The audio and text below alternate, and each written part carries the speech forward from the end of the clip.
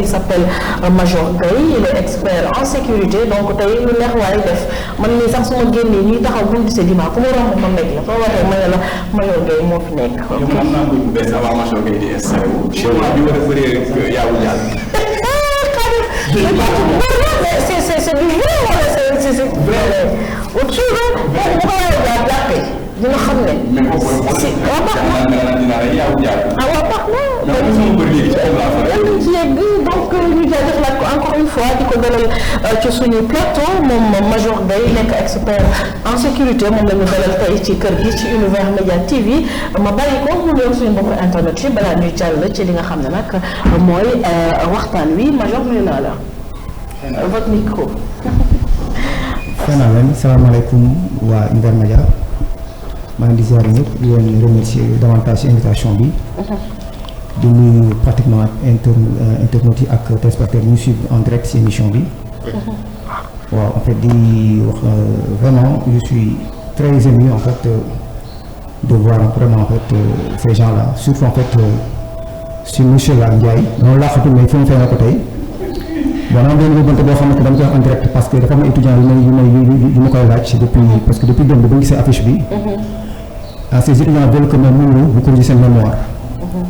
bon dama laaj seen numéro téléphone ma leen ko dama ko def parce que déjà c'est un peu privé mais naan wax yóbbante bi en direct ci émission bi donc moom ñu ngi en face moi étudiant yi ñooy laajte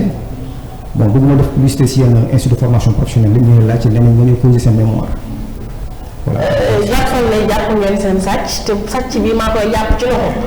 diri ko ba ca école ba ndax nag nit boo commencé da ngay dal di tàmbali gis nga kii loolu wax ci moom xam naa lu ko raw dafa saay-saay waaw te dama nëbbatu waaye tey gis nga ku la feeñal en tout cas li ci mënti dégg mooy monsieur Gueye tey feeñal na la donc sa élèves yi nga bàyyi woon foofa booy boo nga dox ndànk tàllal dal di dem libéré leen ndax dañoo bëgg am dara ñoom it ci réew mi donc kontaan ci yow bu baax Major Gueye nga nekk expert en sécurité balaa ma lay bàyyi rek ak ñoom Mame Khadim moom dellu rek ci li nga xam ne mooy la question de sécurité bi nga xam ne nag dañu ne référence bi mooy absence ou contrôle des dangers, des risques et des menaces qu'ils soient physiques, psychologiques ou matériels afin de préserver le bien-être des individus et de la communauté mu mel ne nag yéen ñii bu ñu leen jegee day mel ne sax day xaw a niroog sax dañ leen dénk li nga xam ne mooy bakkan te ku ne dénk nañu ma bakkan wax ne tu dois toujours être en alerte waaye toujours disponible pour li nga xam ne mooy le bien-être des populations donc de manière générale rek de manière ramassée monsieur Gueye yow gannaaw li ma fi wax sécurité ci yow ni nga koy dundee lan lay dëppoo. voilà encore may ñëwaat encore si cette question mu nekk une question très pertinente xam nga sécurité déjà en général dafa doon lu yaatu parce que soo waxee déjà sécurité dafa may aspect généraux lu ñuy wax la prévention ak le maintien et enfin la gestion yooyu yëpp dafa bokk si aspect sécuritaire de telle sorte que dans un cas général aujourd'hui soo xoolee su waxee sécurité rek directement on va déjà en fait mos à la sécurité publique parce que ñun ñëpp ñu tënk soo xoolee amul benn secteur buy dugg dans la vie te bés bu sécurité amul même fii au niveau de votre service même en donnant aussi en fait da ngay gis effectivement que yow tu es contrôlé balaa nekk si fii nii loolu c'est là pour effectivement qu'en fait là en fait c'est un secteur bi nga xamante ne il est très sensible et que ensuite ñun ñëpp dañ si war a jàpp c'est pas en fait les forces de l'ordre en fait ñoom ñoo war a c'est vrai qu'en fait ñun ñu nekk en fait au devant de la scène mais aussi en fait les populations en quelque sorte dañ si war a tamit jouer en fait seen partition maanaam di collaborer avec les forces avec nos forces de l'ordre concernant en fait du moins en fait les brigades de recherche la gendarmerie la police maanaam ñu def ay liggéey mucc ayib donc ñoom tamit il faut vraiment ñu impliquer si liggéey bi encore mu nekk une question bi nga xamante ne je pense que elle est très large comme question parce que tout simplement en fait da nga laal secteur yu bëre su duggee sur le volet social dañ fay dugal sécurité su duggee sur le volet alimentaire aussi il y a la sécurité même au niveau du volet en fait de la médecine aussi il y a aussi la sécurité donc amul lépp loo xamante ne di nga ci dugg tey jii actuellement te doo laal sécurité. donc une dernière question rek balaa ma lay bàyyi Khadim major wax nga ne takku der yi en général de manière générale ñoom ñoo nekk au devant de la scène ci wàllu sécurité des populations mais nous parlons quand même de sécuriser des personnes wala des biens wala peu importe la nature le physique ça ne vous interpelle pas parce que d'habitude man dama yaakaaroon ne quand on parle de sécurité la personne doit être grande fort musclée et tout alors si je me réfère un petit peu à votre taille mais comment vous faites donc ça c'est pas que physique c'est des techniques. Voilà bon loolu moom. on ne parlera pas de corps d'élite ou peu importe mais yow naka nga percevoir la chose qui dit que ni nit boo waree assurer la sécurité d'une personne da nga war a ponkal da nga war a nekk un géant da nga war a nekk limite la taille américaine entre guillemets. Voilà en fait là aussi damay ñëwaat encore si sa question bu doon question piège aussi encore mais xam nga damay faral di wax ni bon beaucoup de gens qui le disent que suñu ne déjà en fait un agent de sécurité rek automatiquement ils pensent au gros gars. C'est ça. fu mu njool am yenn taille ci affaire non. La sécurité déjà en fait c'est la tête. Ce sont les premières idées en fait qui sont dans ton esprit. C'est la tête. Réflexe. La réflexion déjà au départ.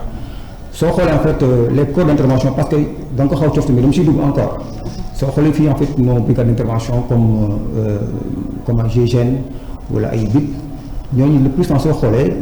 ñu si ëpp ñëpp ay taille 1 mètre et quelques lañ 1 mètre 60 1 mètre 70 la ñu nekk te dañu am pratiquement ay plus de 80 kilos mais c'est des gens yi nga xamante ne ku la si njëkk laal moom doo jógaat bon loolu nag ce sont des choses yi nga xam ne duñ ko déroulé fii nii comme ça nii quoi c'est un peu secret. Donc c'est pour vous dire effectivement que sécurité du question que ni yow am nga yenn taille yi. njool ñoo comme ça non. Et puis le plus souvent même soo xoolee su ma jël exemple en Russie bon c'est vrai que fi ñu xaw sori tamit quoi su ma ko jëlee exemple en Russie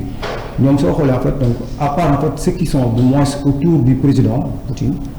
tous les éléments avancés soo xoolee ils ne font même pas 1 mètre 70. xale yi suñu répété ñu fi au Sénégal j'étais accompagné avec 2 femmes. ak 3 ñoo xamante ne ils étaient en civil. ñooñu man maa ngi suuf mais ils sont intouchables kenn dina la bon loolu nag ce sont des formations yoo xamante da nga koy def bon vraiment jaar ci école de formation yi soo xoolee pratiquement aujourd'hui corps de sécurité yi bëri na Sénégal bon am na yoo xam ne ñu répertorié am na ñoo xamante ne pratiquement aussi amuñu foo xamante ne fi ñu war a jaaruñu fa mais néanmoins aussi su ma ñëwee revenir sur votre question madame c'est-à-dire que sécurité encore.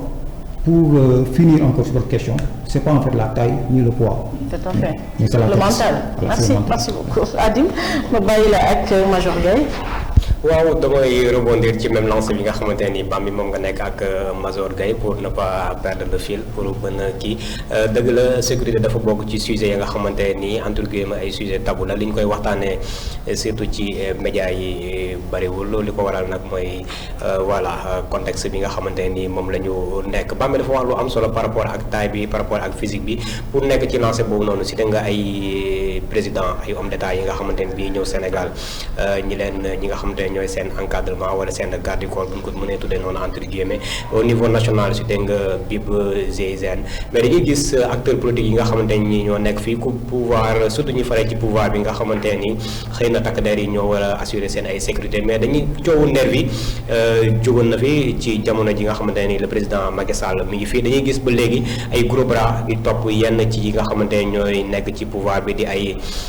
ministre wala ay homme d'état ci seen ay sorties lan mooy expliquer seen présence ci li nga xamante moo di sécurité ñi nga xamante ñi nga xamante ni xëy na BIP wala GIGN ñoo war a yor seen ay sécurité même bu fekkee seen présence su corps yooyu noonu dinañ gis ñu ànd ak acteurs politiques yooyu noonu.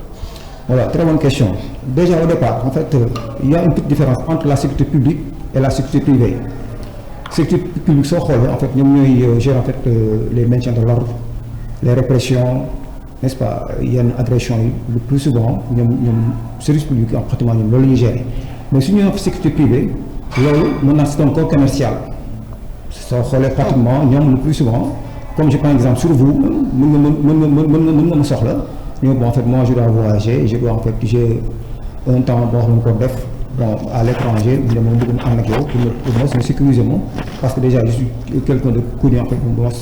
dans ce milieu donc mën nga dem comme ça ni c'est bon il faut que mu ñëw mu accompagner ma mais loolu soo ko def tamit encore waroo jël parce que tout simplement en fait tu as un ami yàgg ngeen comme ça da ngay jël tu dois en fait passer par la voie normale, c'est-à-dire que y a des gens yoo xamante ne c'est pas des policiers ni des gendarmes mais ils ont fait la formation professionnelle en protection rapprochée ñoom la ñu wax les gardes du corps. Alors malheureusement aussi je le dis encore et je le confirme parce que en fait vous avez posé une question en disant en fait en trouvant en fait le nom de nervi. Bon nervi yooyu en fait du ma ni nervi la du ma ni mais li si am solo mooy le plus souvent ñu tax ñu leen di taxer de nervi yenn garde du corps yi parce que y a des professionnels yoo xamante ne dañuy am un marché dañuy gagner un marché et là je le dis aussi en direct aussi parce que en fait moi aussi en fait je suis dans le métier xam naa comment ça se passe dañuy gagner un marché ba pare au lieu ñu recruter du moins ay professionnels ils préfèrent dem jël ay booy koñ bi comme ni ñu ko wax sànq ay gros bras ay booy boo xam dafa dara jàngul la xamul la muy sécurité ñu ñëw jël leen dina leen jox ay maigre somme ay 10 000 francs 15 000 francs ñu accompagner maintenant en fait les autorités suñu demee si yenn secteurs yi ñoom la ñuy gis ñoom ñooy def yenn bavures yi. d'accord mais Mazor bu fekkee que ni une personne lambda la wala boog benn personnalité ba nga xam ne xëy na siiw na footballeur la nangam kooku par exemple mën na jël garde du corps mais bu fekkee da nga nekk nga xamante ne institution la mu ngi yor ay ndombal tànk ci réew mi est-ce que kooku noonu yoon la mu jël keneen ka nga xam ne pour mu assurer bokk ci sécurité am bokk tànk ñi nga xam ne ñoo di homme de tenue. Voilà d'accord xam nga li nga wax nii c'est-à-dire que on va directement en fait au niveau des autorités publiques, c'est-à-dire que comme un directeur général national ou bien un ministre. Je pense qu'il faut que nous bëgg ñu dem si dem directement au fond. Bon ñoom aussi en fait c'est-à-dire que mënuñu jël maanaam directeur bu nekk ou bien ministre bu nekk ou bien chef de communication bu nekk ou bien conseiller bu nekk jox la un élément de la BIP ou bien un élément du GIGN. loolu mënu nekk mais ñoom tam en retour c'est-à-dire que ñoom tam des fois ce sont des gens yi nga xamante ne pratiquement y a des postes politiques yoo xamante ne ñoom tout le temps ils sont obligés en fait d'aller vers les gens donc ces gens là même ñoom mën nañu am pratiquement du moins un élément boo xam ne fi jóg directement ou bien GIGN pour ñu assurer seen sécurité donc ils préfèrent prendre des professionnels parce que je rappelle encore ñi ñuy jël ñu ñëw di accompagner ñooñu c'est des professionnels c'est des gens yi nga xamante ne le plus souvent sax ñi leen di former ce sont des gendarmes et des policiers qui les forment jusqu'à ce qu'ils obtiennent en fait leur carte professionnelle en sécurité en profession rapprochée donc loolu aussi tamit il faut si bàyyi xel c'est-à-dire que mënoo am sécurité à 100% mais aussi dafa am loo xamante ne pratiquement tamit c'est le minimum parce que yow tamit mënoo génn c'est pas tout simplement que yow tu es déjà une autorité publique que soo waree génn effectivement que tu dois être accompagné par un policier ou bien par un gendarme là aussi il faut ñu bàyyi xel aussi en fait. Exactement. sànq bi dafa am lu am solo lu mu wax muy la taille qui ne compte pas parce que mën naa mel nii fekk. yow de du ma ànd ak yow. te pourtant may sa garde du corps. am mbégte dalal Major Gaye mon compagnon de guerre. toutes les guerres ay demaguñu Iran nag. xam naa ne ñoo ngi wàcc di la dalal fii ci Univers Média TV am mbégte jàkkaarloo ak yow tey bu ñu xoolee Sénégal dafa nekk un pays boo xam ne ci côté sécurité dañuy wax ni le pays est stable surtout en Afrique dañoo am ay takk der wala ay forces de défense et de sécurité yoo xam ne dañuy veiller ci bien nit ñi ak seen dem ak seen dikk waaye dañoo nemmeeku benn criminalité urbaine boo xam ni dafa am fii ci Sénégal bu ñu jëlee exemple les cas d'agression lan moo koy waral ak aussi ñi nga xam ne tey dañuy dugg si réew mi parce que dañuy wax ni Sénégal dafa nekk rideau may nga bu m'excuser du terme ku mu neex dugg ku mu neex génn loolu aussi yéen ngeen am ci benn wàll boo xam ne da ngeen cee war a taxaw. Bon, merci encore monsieur Ndiaye. C'est vrai que aussi on est dedans, on n'a pas fait toutes les guerres aussi, pour que ça soit très clair, mais on a fait certaines guerres ensemble aussi. On a fait certaines guerres, tu n'as pas toutes les guerres aussi. Voilà. Bon, encore, je les remercie davantage, vraiment, ça fait encore un grand plaisir en fait de te recevoir ici, en fait d'être reçu par vous aussi avec vos collègues encore. Bon, c'est vrai que c'est un problème bi nga xamante ne les gens en parlent tous les jours. Man damay ñëw on m'appelle mais Major en fait vraiment depuis ñun on a même l'impression effectivement que nous sommes en insécurité totale mais non c'est pas ça bu leen wax loolu les hommes de terrain sont tout le temps du moins en fait dans la rue mais pour man le facteur principal c'est-à-dire qu'en fait il faut ñu defar encore un renfort ñu renforcer encore en fait les éléments parce que xam nga wax naa ko fi sànq léegi nii c'est-à-dire que mënoo booy génn ñu boole en fait. wala benn police mais dafa am loo xamante ne c'est-à-dire que population bi aussi dañ si war a jàppale en fait les forces nos forces de l'ordre ñu fu ñu communiquer ak ñoom parce que aussi ñun ils sont là pour nous aussi la police et la gendarmerie sont là en fait pour les populations mais malheureusement en fait da ngay dëkk du moins un inconnu mu leen kii en fait c'est pas quelqu'un bi nga xamante ne bon vous savez ce que je veux dire mais au lieu ñu dénoncé ko parce que les numéros sont là mais li ñu ko def dañuy bàyyi di bàyyi ba moom danger ñu doog a dem prévenir la police de la gendarmerie le temps que ñu ñëw fekk c'est trop tard. mais est-ce que communication bi nga xam ne moom moo war a am entre population bi ngay wax ak les forces de défense et de sécurité est-ce que mi ngi am parce que Sénégal boo gisee homme de tenue di nga xalaat beneen lu dul ñëw di jàkkaarloo moom pour wax ak moom. waaw mais je vous dis encore que après bu mos les services là ñoom c'est des civils comme nous aussi le gendarme ou bien le policier en fait bon mais c'est un monsieur. Après son service il est un civil. Il rejoint sa famille, il a sa femme, ses enfants. Mais su nekkee dans le service maintenant c'est un gendarme.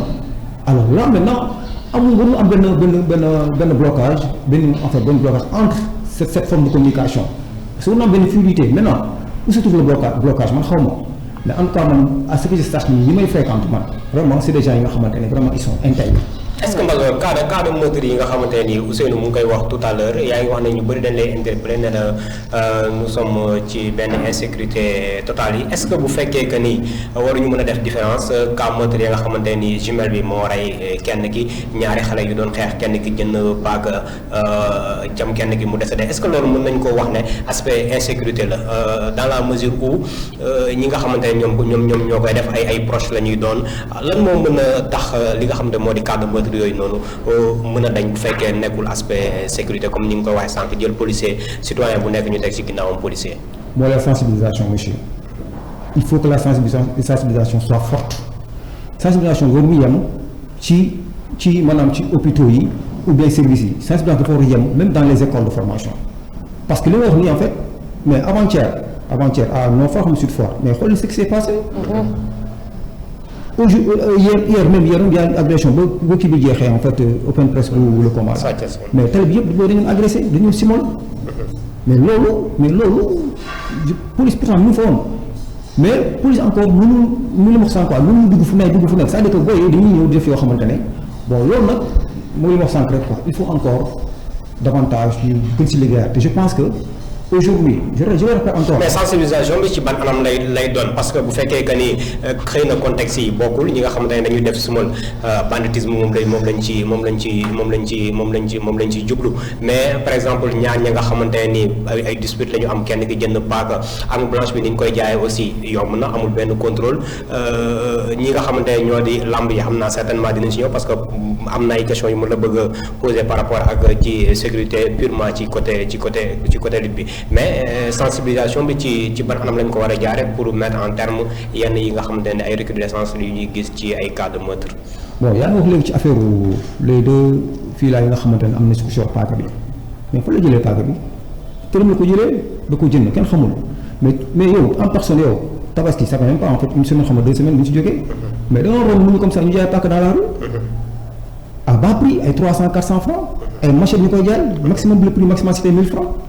mais je le dis en fait dans une radio de la place boo ma doon jox publicité man rajo boobu bu ñu fa invité dama ni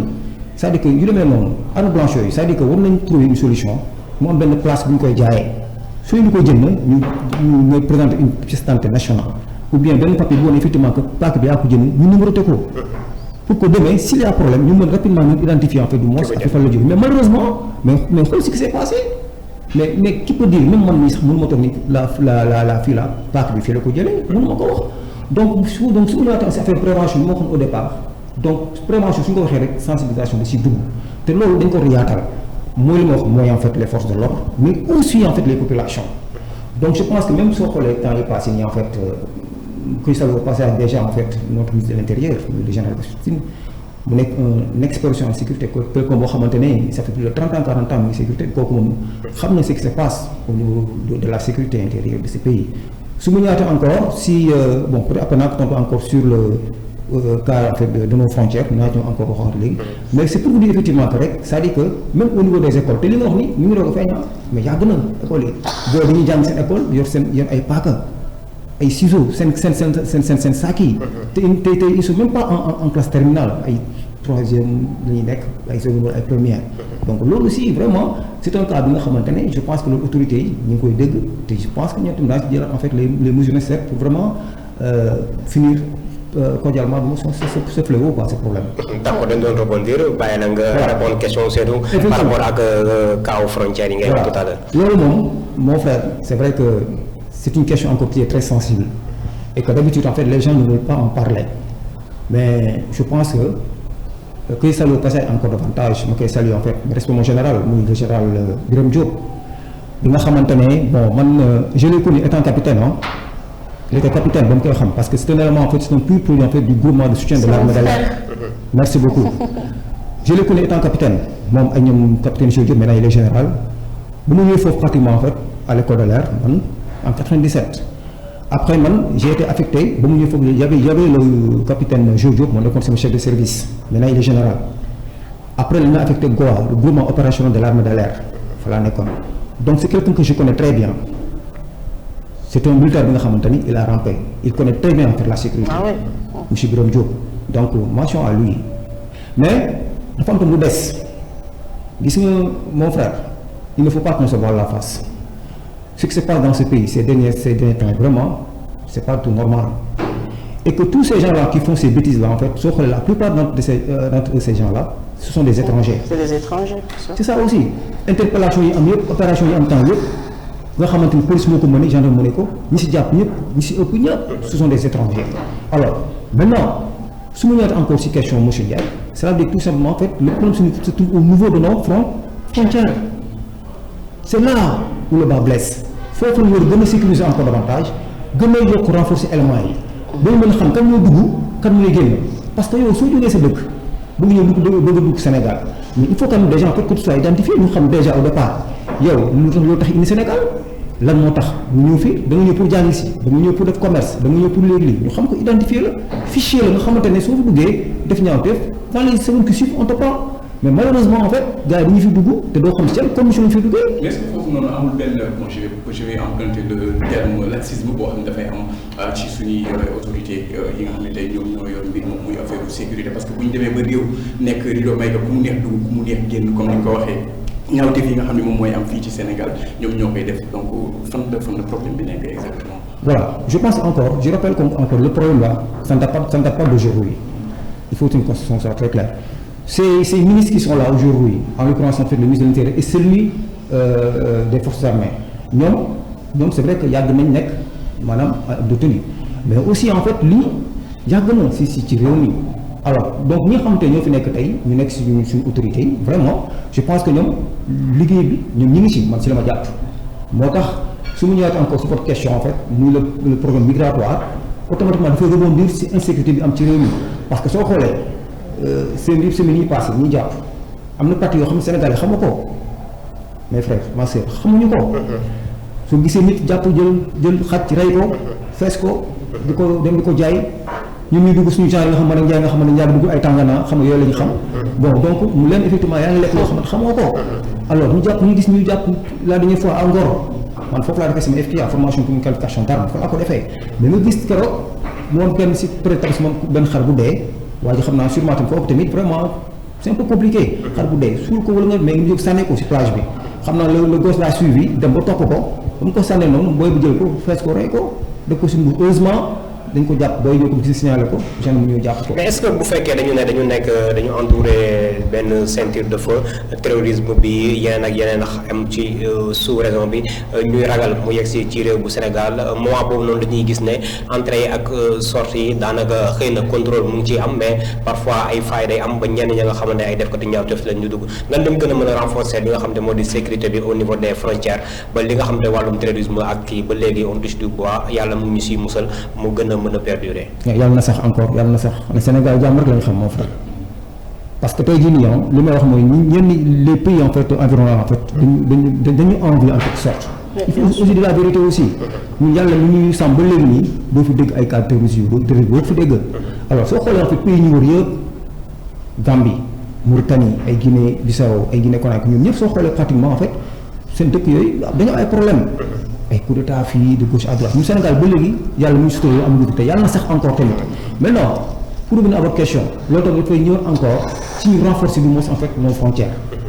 comme mettre beaucoup d'éléments là-bas avec vraiment des matériels sophistiqués pour ñi nga xamante ni même à distance daañu mën a effectivement contrôler en fait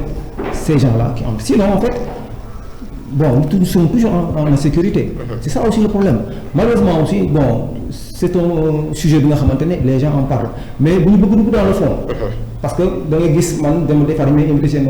plateau yi mais day gis ni gars yi dañuy ragal sax. waaw dañuy am réserve. parce que tamit day laal sécurité publique bi day am yeneen ya nga xamante ne ni c'est interdit ci défense secteur lépp la nga xam ne moo di sécurité ak défense pour bañ a dévoiler yenn aspects yi nga xamante ne peut-être dina war na xëy na dañuy ragal mu menacer li nga xamante ne moo di sécurité étatique bi yaa ngi wax sànq par rapport ak alerte mu nekk lu am solo la nga xamante ne dina dimbale ñi nga xamante ne ñoo yor sécurité bi rawatina FDS yi di force de défense et de sécurité le président de la République Bassirou Diomaye daf si doon insister lu bari wax ne sax dinañ def benn loi buy protéger li nga xamante ne moo di alerteurs yi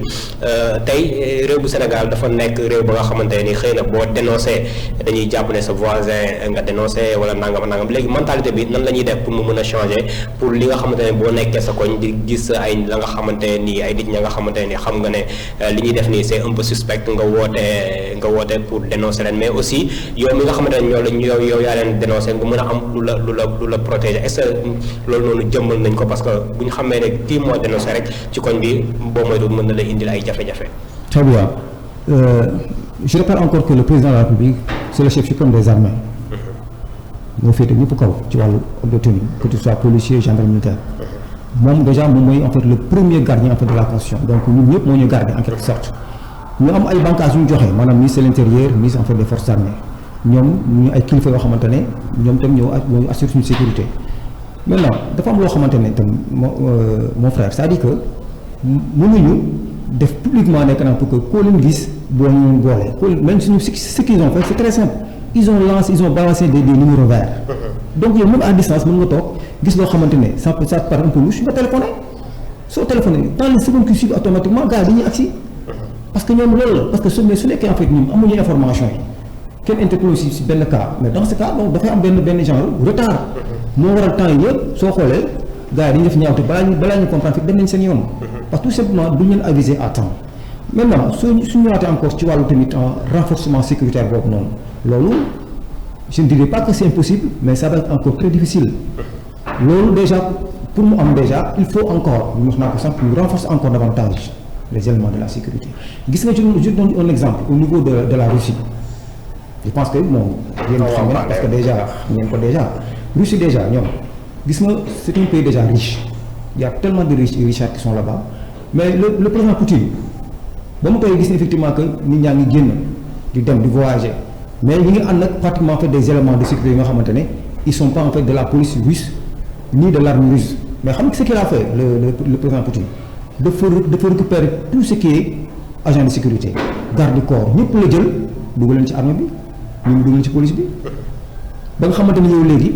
même su nekkee en fait y a une autorité bi nga xam ne ñu ngi foofu ou bien nga am ngoo xamante ne en fait da nga def avancer sur ce secteur commercial boo xamante ne yow c'est ton propre c'est ton affaire personnelle tu es obligé de passer en fait par l'État fédéral ça y comprendre donc loolu aussi pour man c'est un sujet encore c'est un facteur boo xamante ne pour man état bi tam si mën bàyyi xel c'est-à-dire que aujourd'hui il y a beaucoup de militaires qui sont libérés aussi il y a des gens yoo xamante ne c'est pas des militaires mais ils ont fait la formation professionnelle en sécurité rapprochée donc ces gens-là aussi vraiment pour man il est temps aussi ñu xool vraiment def benn canevas jël leen xool ni ñu fa recruter leen insérer leen defar encore benn formation pour ñu mën a encore gën a renforcer encore la sécurité raison pour laquelle soo xoolee ASP en fait bañ leen créé en 2013 loolu en fait c'est une bonne chose je pense encore war leen encore davantage yokkat encore élément te je pense que ñoom ñi ngi si parce que soo xoolee tout le temps ñu def ay concours pour inciter aux jeunes de venir faire la. non seulement dina mën a tax ku nekk état bi dina mën a tax mu gën a am la mainmise gën a mën a contrôler ñi nga xamante ni ñoo yor aspect sécurité mais dina gën a mën a am côté financier aussi parce que ka nga xamante ni homme d'affaires la bëgg sécurité forcément dina passer ci yi nga xamante moo di état bi pour ñu mën leen jox waaye du dem ci façon privée dem jël ay sécurité fay leen moom personnellement je vais rebondir ci li nga xamante bu fekkee am leen question par rapport ak sécurité bi au niveau de la lutte. heure bi police waxoon na que ni dootul fekk violence mu ngi fi dafa retiré woon pour une durée si jamonoy koor la tombé woon léegi dugaat nañ jël nañ ay mesures 18h30 avant 19h lamb yi heure boobu la leen jox deadline pour lamb bi jeex day tombé ak nit ñi di wàccandoo est-ce que ci côté sécurité nit ñi wàcc lamb bi jeex ak suma li nga xamante ni mooy am est-ce que c'est une très bonne chose le fait que ñu maintenir heure boobu noonu à 19h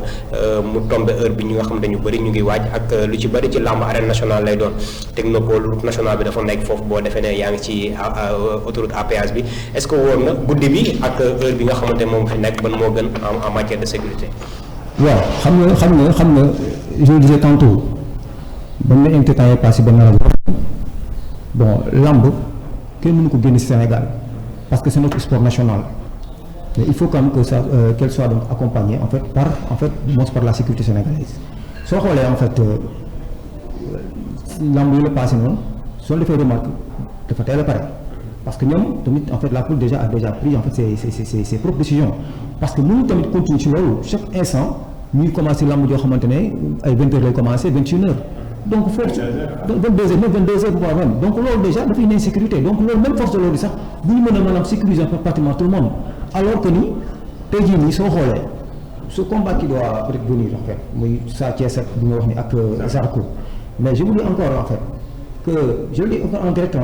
booy boobu ñu toog boobu kuy ñëw na nga ñëw si jàmm booy ku ñëw na nga ñëw si jàmm na nga ñëw sol correct ñëw seen lamb dem seen loolu fa indi lu bokk la comme ça nii dañuy jàpp. ça c'est clair. En tout cas, ça reste problème bu doy waar gis naa nag Major Gaye il fait toujours référence à la Russie qui est une grande puissance sécurité sur le plan sécurité y a pas deux comme la Russie si je peux me permettre maintenant gis nga réew yooyu dañu am un plan sur la discipline. C'est des pays très très disciplinés Khadim sànq nee na est-ce que population yi non démb rek yaakaar naa wax naa ko fi il faut pas qu'on fasse toujours appel à l'État du Sénégal parce que certains problèmes de sécurité je pense que ni ñi nga xam ne ñoo dëkk ci gox goxaa yi ñoo ci mën a dimbali seen bopp vous avez parlé tantôt d'alerte Sénégal dafa mën a boole mais maanaam du boole lu am fulla il y a quelques semaines de cela j'ai vu benn vidéo sur TikTok une dame qui fustigeait le fait que bon on a parlé de viol dans un quartier mais elle sort pour dire que ni kii yàgg na di dugal fii jigéen di fi génne elle était où pendant tout ce temps pourquoi ne pas alerter te elle affirme que le gars n'était pas du tout sénégalais maintenant man dama jàpp ne même bu fekkee ne la base de tous ces problèmes ça vient des étrangers dama jàpp ne ab étranger amul fitu ñoo instauré fii ab caay-caayam sans l'aide d'un Sénégalais très souvent quand je parle de cybercriminalité li ñu fi jàpp ci bande organisée yépp yi nga xam dañu nekk ci internet bi di jël alalu jàmbur yi ci ni mu leen neexee bu ñu démantelee benn bande bu dee ñaari Sénégalais sax dinañ bokk ci biir comme quoi ñoom amuñu lépp li nga xam ne mooy ay aspects yu ñu war a dajale pour mun a installer fi seen caay-caay sans que benn Sénégalais dimbali leen ça c'est un maintenant vous avez parlé de sécurité frontalière man ce qui me fait mal tey boo fi jógee woon tey dem gànnaar gi ca frontière ba nga yendu tu vas être contrôlé ba si sa yax yi d'accord boo jógee woon Sénégal tey di dem Gambie dinañ la contrôler comme pas possible maintenant il y a deux manières d'accéder à un pays étranger am na ñoo xam ne dañuy préférer dem ci zone yi nga xam ne amuñu contrôle police amuñu dara mais man il y a quelques semaines j'ai vu la gendarmerie nationale nekk ci yenn frontières yi am ñoo xam ne dañu dàqoon seen nag jógee ci suñu dëkkandoo yi dugg ci zone boo xam ne c'est une zone protégée ci côté Casamance bi di lekk seen gàncax gi mais di migrer di dugg ci biir Sénégal ils ont vite alerté les populations ñun tamit oo ñi nga xam ne ñooy takk der yi ñu dal di taxawu leen delloo leen fa ñu jóge je pense que ni action sur action maanaam boo bayalee mooy indi li nga xam ne dañuy dugg ci biir réew mi am fi benn xarit sénégalais bi parce que caay-caay moom c'est universel foo dem fekk fa defkatu ñaawteef maintenant defkatu ñaawteef bi jógee ci suñ dëkkandoo yi ñëw fi fekk fi defkatu ñaawteef daf koy yokk doole rek waaye fekk na ko fi n'est-ce pas maintenant yooyu ngeen di wax alerter et tout ça ba ci biir kër yi daf ciy am da ngay gis benn problème am ñu ne ndax xam ne kii lii la fi nekkee woon da doon dox la doon lii la doon laa mais kenn waxul ko dara dañu bàyyi ba nga xam ne mbir mi ëpp na loxo ku nekk doog je pense que les médecins après la mort nit ñi dañ cee maintenant gis nga alerte googu ngay wax di ngay gis nit ku romb jàpp njàmbaram sol ay ci rek mu di topp ca oote numéro vert ba police ñëw jangaree la parce que j'ai vu une expérience sociale sur ça il y a quelques jours nit ki romb kuy scier chaîne vélo kenn waxu ko dara parce qu'il était bien habillé keneen ki taxaw ñu def c'est une expérience sociale ñu solal ko les mêmes habits mu taxaw di scier chaîne vélo bi la police l'a appréhendé parce que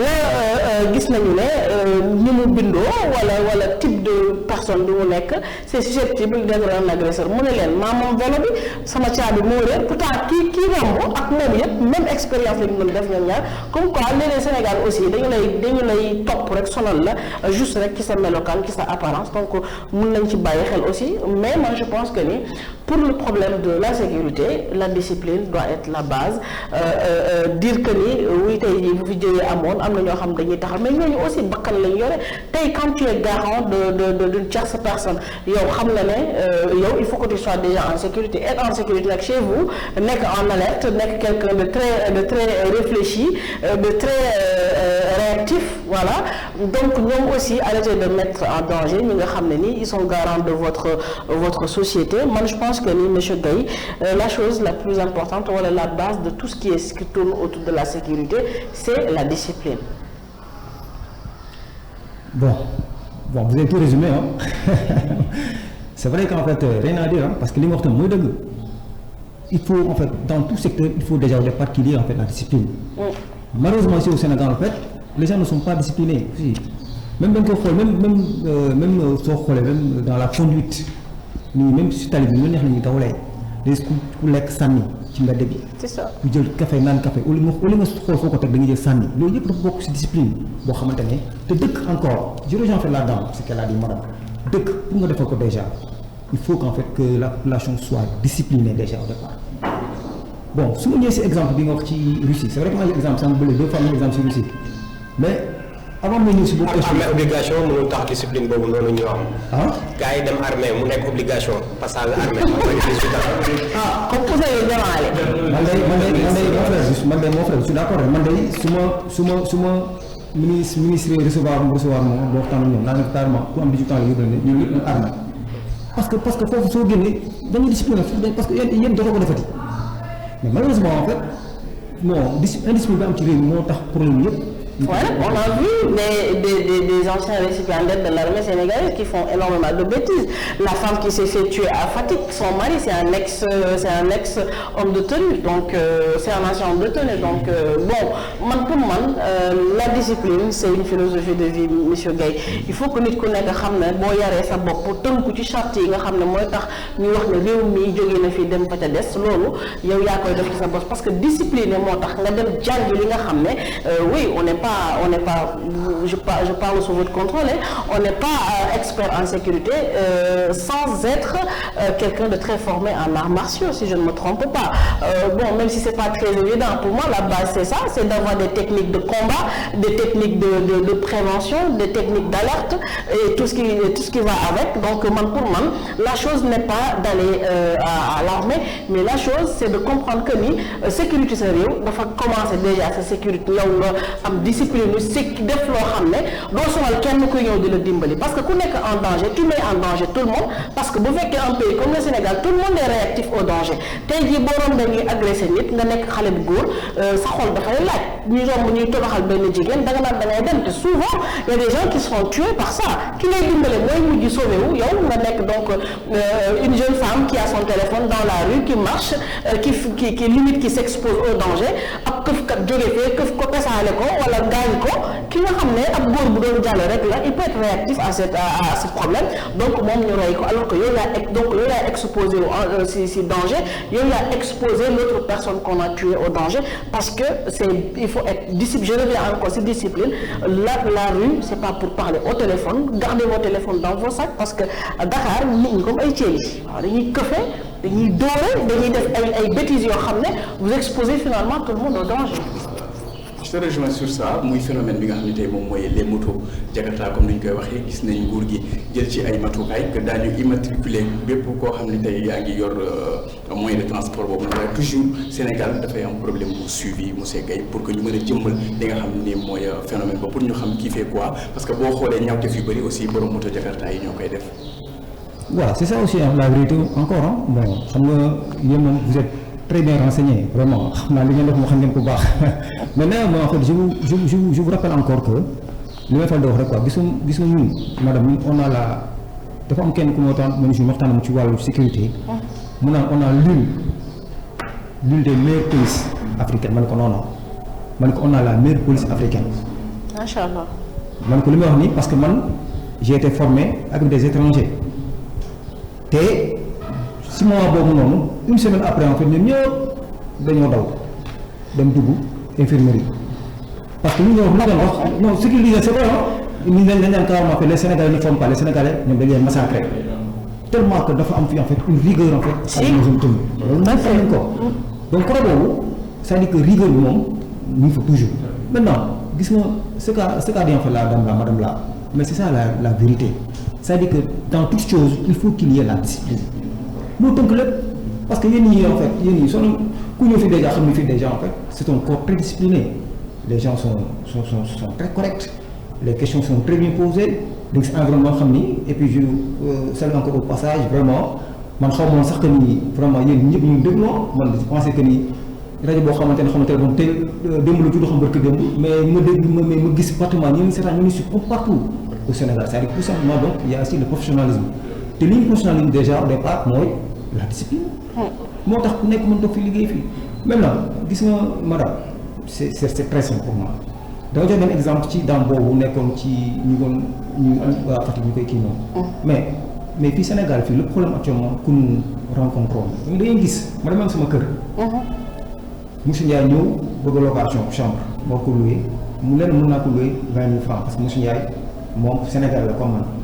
mais du ma ko def je préfère dañ jël. étranger naan dañ leen ñooy gën a fay ñu gën a fay parce que 25 000 francs yi kii il paye 40 000 50 000 francs du ma am jël ko alors que foo ko jëlee mais li ma njëkk def en douceur da nga war a identifier ko ni ko man kat dem police bi la jege. wala gendarme bi la jege ni kat man kat am na kenn ku ma loué sama kër mais n'est pas un Sénégalais. mais nag j'ai rien contre lui day chambre luy naa ko bëggoon vraiment ñëw interpeller loolu ñu bàyyi ko xel mais duñ ko def xam nga ne ce qui les intéresse mooy xaalis bi. ñu ngi xaalis rek donc loolu tamit insécurité la si dëkk parce que nit ñi ñëw ku ñëw déjà di louer si xamoo kan la xamoo fu mu jógee te mu leen kii ne comme Sénégalais mais am loo xamante ne c'est-à-dire qu'en fait. mais est-ce que foofu bi mën nañ ko encombrer ki nga xamante ne moo di locataire bi est-ce que tout d'abord ci état central bi étranger bu ñëwee waru am carte de séjour au moins bu fekkee carte de séjour jeex na ñu mën ko renouveler ci état central bi ñu teel ko mën a identifier au préalable. Merci loolu nag moom mon frère yaa ngi dugg tamit ci benn question un peu politique quoi c'est-à-dire que mu ngi am le problème migratoire aussi c'est vrai que bon suñ ko waxee déjà on pense directement au député monsieur Tahirou Sarr aussi vraiment suñu waxante ne yàlla dëkk waxante dëgg rek xam ni ce qu'il a dit c'est la réalité aussi. bien sûr vraiment en fait ce pays est envahi par des étrangers aussi maintenant est-ce que ces étrangers sont identifiés ou pas man wóoruma ma leeruma parce que dama waxuma leerul mais ce qui est sûr et certain c'est que les gens voient dans la rue il y a tellement énormément d'étrangers dans ce pays maintenant li ci danger mooy étranger fi dugg te kenn mënul identifier mënu am seen benn empreinte digitale madame wax na ko sànq Gambie si biir Sénégal la bokk mais demal Gambie dañ lay checkpoint foofu da ngay fay ba ñu gis capital Mauritanie bii soo fa dugg Mauritanie soo taxee Saint-Louis à 2h30 yaa ngi Mauritanie ce sont les militaires qui sont là-bas ay checkpoint la ñu def da ngay soo dugg automatiquement déjà dañuy njëkk fichier xamal ni carrément yow étranger nga looy gën di avancer ñu xam ni étranger nga automatiquement déjà fichier na ne ba nga dugg si capital jusqu'à Louga non yoo xam nañ ko déjà au départ te loolu mais dëkk noonu lay doxee dëkk déjà pour nga mën a am déjà en fait un avancement social un avancement financier un avancement humain yooyu yëpp il faut déjà ñu sécuriser déjà si dëkk te sécurité boobu ñu wax yëpp muy discipline maanaam wax rek. d'accord Major yaa ngi nekk produit ñi nga xamante mooy armée de l'air groupement opérationnel de l'armée de l'air waaye mënuñu wax sécurité te waxuñu ko sécurité au niveau de nos côtes parce que immigration irrégulière bi dañuy ci wax sécurité suñu côtes yi ñi nga xamante ni dañuy dem di voyager clandestinement di ko jàlle ci océan bi moo xam dañuy dem Espagne wala nangam ak nangam ñu ci bëri dañ naan faay day am par rapport ak sécurité au niveau de nos côtes. lan moo si sa xalaat par rapport ak li nga xamante moo di immigration irrégulière. waaw mais mon frère soo xoolee ces temps-ci am na changement de. gendarmerie commencé na ñu def liggéey mucc ayib ci côté boobu noonu soo la xoolee même information yi gën nga dégg sax ñu ni pour que am na koo xamante ni ngi convoyé benn lii amatul parce que tout simplement ñoom le général déjà a mis pas mal d'éléments yi nga xamante ne bon ñii foofu noonu sur le terrain bon ñii liggéey mucc ayib ba nga xamante ne soo xoolee même pas une semaine 2 semaines am na ñu si doon jàpp bu jugé leen. am na koo xamante ni 7 ans la tëdd. am na koo xamante ni pratiquement 2 ans la tëdd. voilà donc information yi ñu xam nañ ko. c'est dire que donc en fait loolu déjà affaire boo xamante ne doo ñëw rek juuti koo takk génne ko éliminer ko directement Sénégal mais soo xoolee am na ay amélioration. bien sûr am na ay amélioration li ma xam ne xam naa ko tamit quand même te soo la xoolee pratiquement yooyu bon du mën amatul mais wàññeeku na à 80% mon frère. donc voilà donc Khadim wax na am solo ndax immigration irrégulière parce que jamono yi tamit Sénégalais yi nga xam ne ñoo nekk ci réew mi États-Unis ñu ngi ciy dund lu métti ndax am na delloosi yoo xam ne nii fësaluñ ko ci kaw waaye mu ngi am ndax man jot naa ay information yoo xam ne jotoon naa leen xam ñu jaar Nicaragua delloosi nañ leen même bu fekk ne seen i mbokk jotaguñ ci ñoom carrément j'en connais peut-être ils sont au nombre de 5 ou 6 bi ñuy dem fi la ma fekk c'est encore très récent dañuy dem yóbbuwoon alal comme ju bari yoo xam ne fii la ñu ko liggéeyee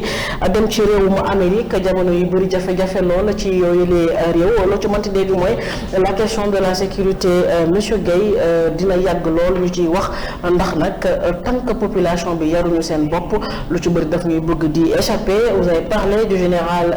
Biram Diop nekk mag ci man may nuyu Malick Diop sama mag aussi depuis Sokone nekk loo wax ci moom rek man dama koy confirmer ndax nag boo bokkee ay nit li jëkk ci looy naw ci moom mooy loo xam ne àddina ñoo ko waxal donc xam sa liggéey naam neex na waaye di ko def en toute décence lu am importance la ndax ku nekk ci li nga nekk ci ngay wutee yàlla waaye ci ngay wutee nit ñi nga xam ne dañ lay nawloo ba keroog ngay jeexal sa mission donc kontaan ci toute la population de Sokone ndax nag ay rakkam nga fa rakk yoo xam ne suñuy mag lañu bëgguñu lool waaye safooñu lool kenn ci ñoom di Malick Diop ma lay kontaanee bu baax Diop ba di ko ñaanal moom lu général Biram Diop yàlla eggalil ko dimbali ko mu yeggali mission bi yeggali ko ci li nga xam ne nag mooy sago ju mat sëkk monsieur Guèye kontaanoon nañ lool dalal la suñu plateau Ndielbène question de la sécurité sûrement vous reviendrez parce que on est encore loin de la fin jabuñu sax li nga xam ne mooy la moitié ndax nag point yi buñ ko doon énumérer fii ba suba du jeex et que je suis tellement fière de vous accueillir sur ce plateau ndax nag c'est des choses yoo xam ne duñu ko faral di gis ci li nga xam ne mooy ëtt waxtaanukaay yi comme li Khadim wax sànq Sénégal dinañu waxtaanee politique dinañu waxtaanee comme dinañu waxtaanee li nga xam ne nii mooy feebar waaye yi nga xam ne mooy wut doomu aadama ba mun a mucc ci yenn musiba yi duñ koy faral di gis et que ça reste benn problématique boo xam ne tout le monde fustige cela di ñaan aussi booy delsi di nga indi waaye boo ñëwee di nga fi fekk donc parce que yow li nga indi moo ñu sax moo tax on t'a bombardé de questions comme personne ça n'arrive pas tout le temps qu'on ait un débat assez large et assez fourni le plus important mooy woo nañ la wuyu si nga ñu waaye ku la dégg xam ni njëriñ dong nga indi je disais tantôt maa ngi lay tooñ naan la on ne parlera pas de corps